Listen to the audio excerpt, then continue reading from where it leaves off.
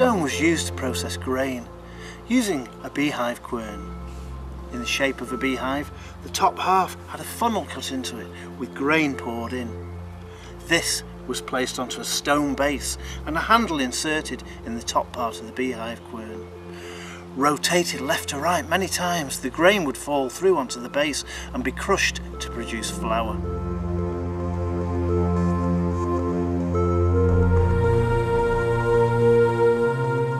During my fieldwork and research, I've recovered many stone polishing implements, some used for the manufacture and polishing of stone axes, others used for the processing of animal skins to remove the fur.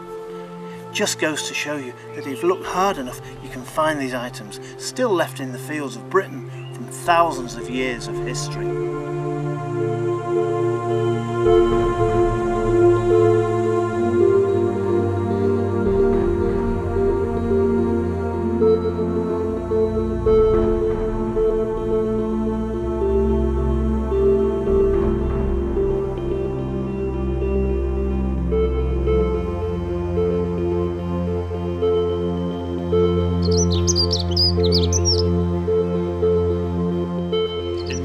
West Africa lives a tribe of people called the Dogon. The Dogon are believed to be of Egyptian origin. The bronzes of Benin, considered as one of the most advanced cultural treasures of Africa. The oldest bronzes are approximately 1,000 years old, and they were first discovered in 1897 when the British military conquered the kingdom. The majority of the city was burnt to the ground along with the palace, and over 1,000 bronze statues were brought back to Britain.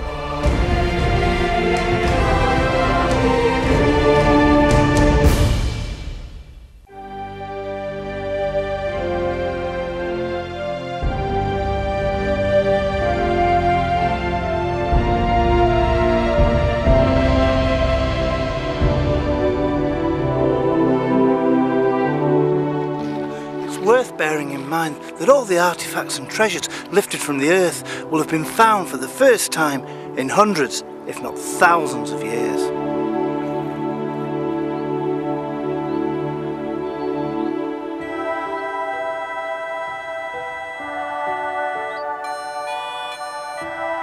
Whilst heavy rain's forecast for most of the day, that's an actual benefit for us because of this stubble. Straw, very tough to get the metal detectors through, but with the rain it softens it down and makes the earth much easier to dig.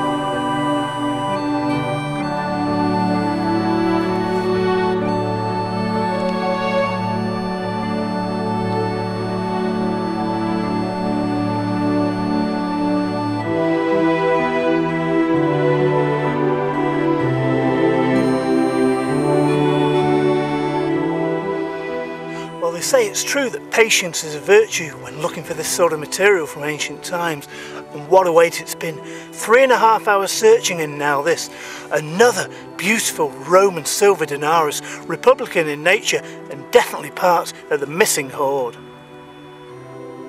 On the obverse of the coin there's the head of a Roman goddess with a legend which can be translated later, but on the reverse of the coin a magnificent silver Roman eagle. This is yet another amazing example of the Roman silver treasure that I'm finding across the fields of Cheshire.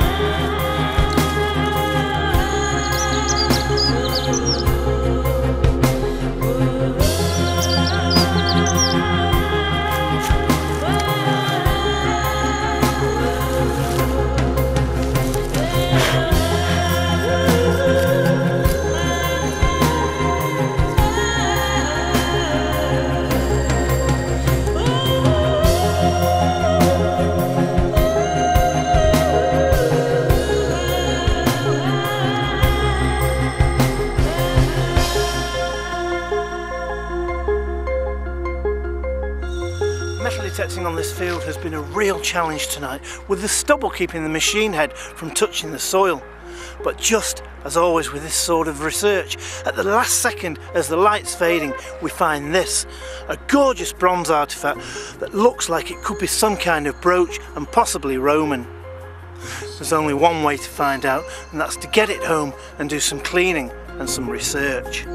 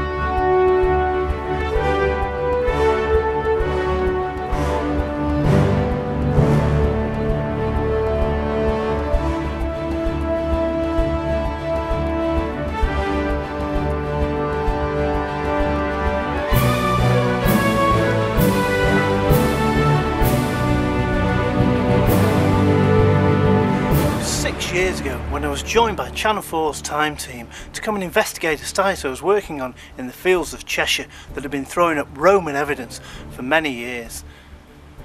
Time team's programme found that there'd been Roman activity at the site and concluded that it was agricultural land, with Roman artefacts being dumped in the soils on the fields.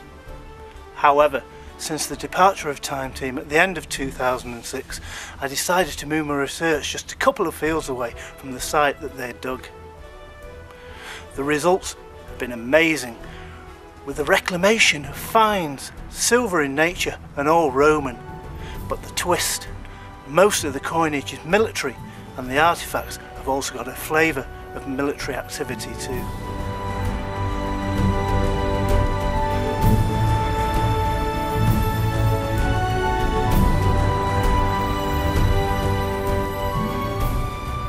But it was at the end of the programme when Tony Robinson summed up the 3 days and stated that with a little bit of wishful thinking and a few finds, I may have imagined a site was there that didn't exist. However, I decided to move fractionally from where they'd been digging and to look further for more evidence of Roman military activity that I believed had happened near or close to the site that Time Team dug. As many viewers know, this has proved conclusive, with Roman silver coins, republican in nature, and all used as military Roman pay.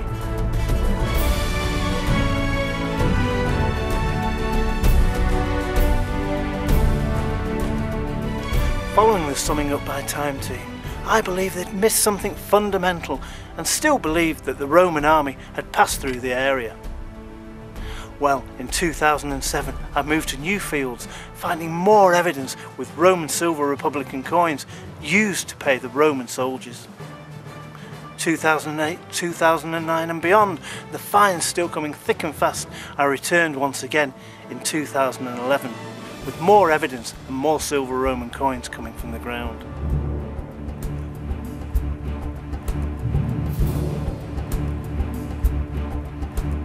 The Time Team programme made at my site was entitled No Stone Unturned.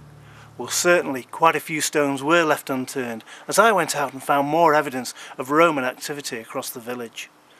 Join me throughout the next 7 to 10 days as I go in search of more treasures left behind by our Roman ancestors.